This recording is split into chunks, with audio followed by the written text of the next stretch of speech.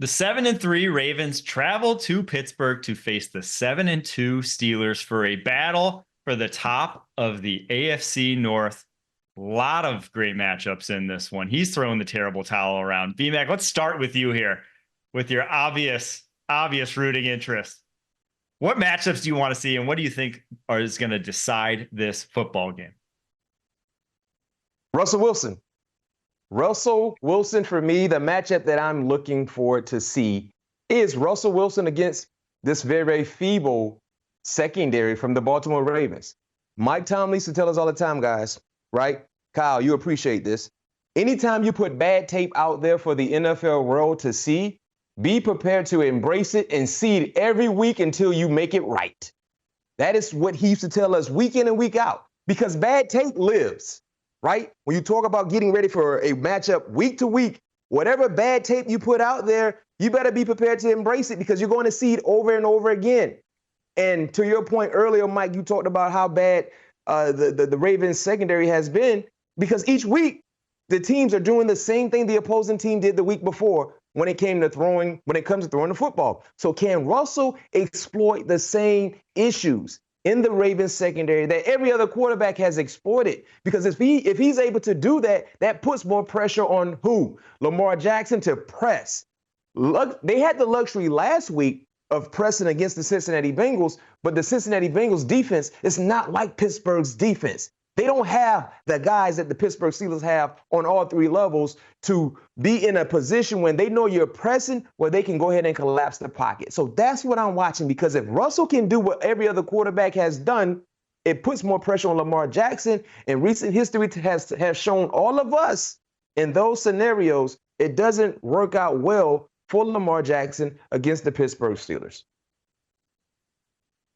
Yeah, I mean, that's going to be what it comes down to. Is there going to be a lunar eclipse in this football game, meaning no more moon balls? Got to take the moon balls away. That can be a non-option for this defense because you guys said it. They lead the league in explosive plays against the Baltimore Ravens. When we want to go downtown Julie Brown, we can against this Ravens secondary. So that's got to be what the focus is. And if you find a way, that happy balance, this as somebody that's in the secondary, BMAC, when we bring pressure, it leaves the guys on the back end on an island. So really, the matchup I'm looking for is, can you win your one-on-ones up front if you're a Baltimore Ravens front seven dude? Can you get home? Can you get Russell off his spot? Can you force him to scramble? We know that he's going to make plays, but we need to find a way to keep the underneath throws the biggest part of the game. They got to go the old school way down the field, BMAC. Slow, methodical, incremental gains throughout. We got to force them to play perfect football. This is, if I'm the Ravens defense, this is what I'm saying. We got to force these guys to be perfect, take away the fatal stuff on the back end, and I think we can hang with these guys. It's been easier said than done, though, for the Baltimore Ravens this year. To put some numbers to what you said, 47 completions of 20-plus yards allowed this season, the most in the NFL. You got the Jaguars at 42, and then the Saints at 36. So they are so far and away the worst defense in terms of allowing explosive plays. Steelers only 25 of those big pass plays. And then they've allowed 154 first downs. That's 15 first downs per game through the air. Just an absurd rate of futility in that Ravens secondary this season. But it blows my mind because this was a good defense last year. Not just a good defense, literally the best defense in the NFL in terms of points per game. 16.5 points per game last year. The Steelers are at 16.2 right now. Like, truly what the Steelers are. And another thing that has been so confusing for me with the Ravens is that they're horrible in zone drops. My goodness. It's almost like they don't need to call any zone coverages because their zone drops are horrible. You can tell there's no transparency. They're not communicating because when you look at some of the big plays that we saw from Jamar Chase, most of those big splash plays happen in zone drops, where he's finding the space, and as a defender, you're not communicating with your nearest dropper to know exactly where your help is coming from. So it looked like this was week one of installs when it came to certain zone drops for the Baltimore Ravens from what we saw last week against the Cincinnati Bengals. So that is overly surprising and confusing to see. Can they rectify those situations in a week time? They will have to, because they're playing against a very, very veteran quarterback that's playing with a lot of confidence. And if he sees an opportunity, you better believe, Russ is going to try to make it happen.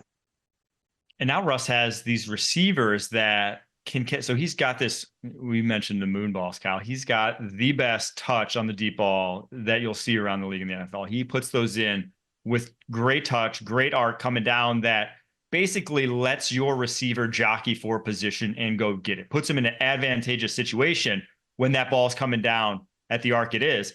And he has two guys now, not only in George Pickens, who may be the best in the NFL at it, but Mike Williams, who's done it for forever, that can go up and get those in contested situations. So even when there is maybe not those spaces in the holes of zones that have been there all year for the Ravens, even when they are playing man coverage, you just hit that fade ball, that go ball on the outside. I think he'll connect on a handful of those throughout the game.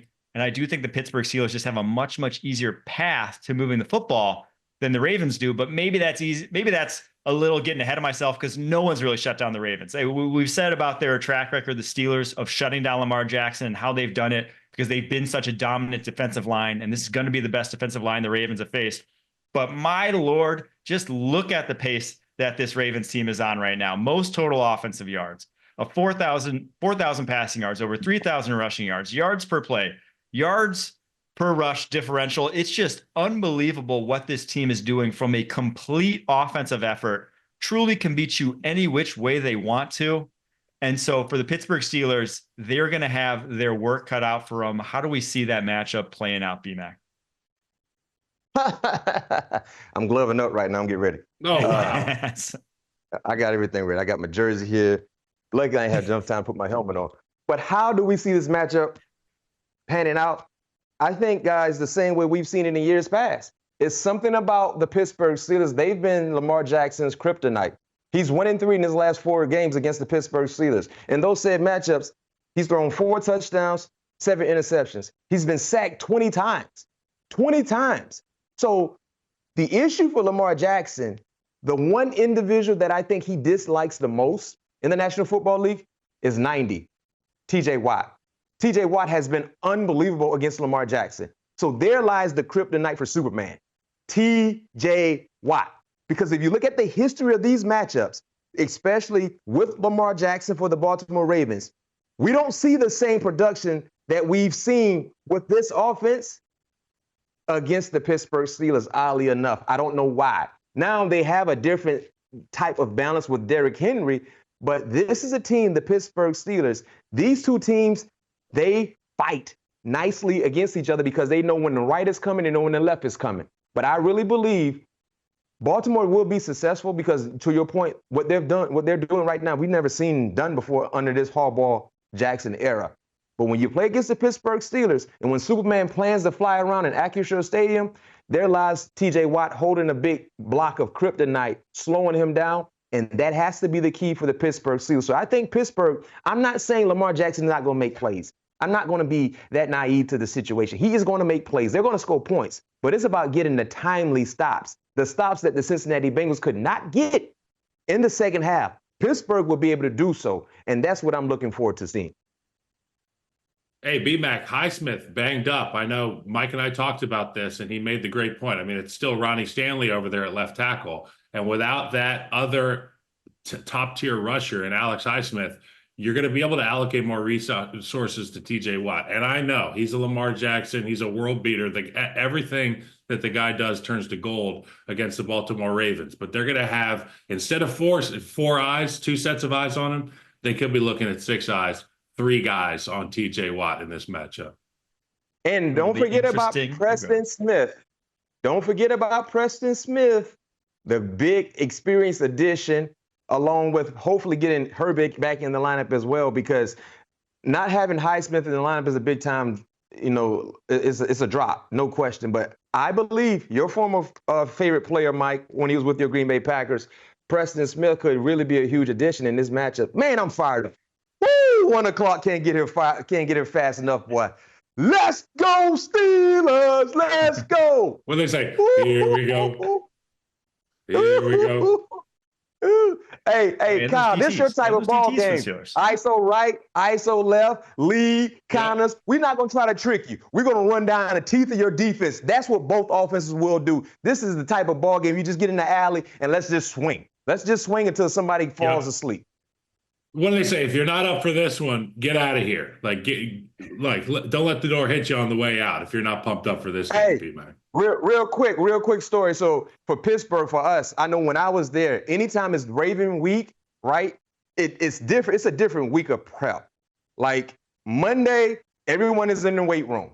Everyone is in a cold tub, right? Hot tub, cold tub. Tuesday, off day, the same regimen. Weight room, cold tub, hot tub, get the extra treatment. When you look at Wednesday, weight room is swole. Neck exercises, because you want to make sure your traps and your neck are going to be on point because it's going to be a lot of banging. It's going to be a lot of banging. So when you talk about Friday, hey, the only way you can get in our weight room in Pittsburgh on Friday, we had no shirts Friday. So when you talk about Raven Week, the shirts come off to get access to get inside the weight room. You cannot come in there with a shirt because it's Raven Week. We're lifting, your buys and your tries got to be right, your traps, your back, everything. Because it's going to be a physical game. This is the type of game when you take your shoulder pads off, guys, you see all kind of bruises all on your left side, on your right side. I mean, everything, bruises everywhere, but we love it. Ooh, I miss that feeling.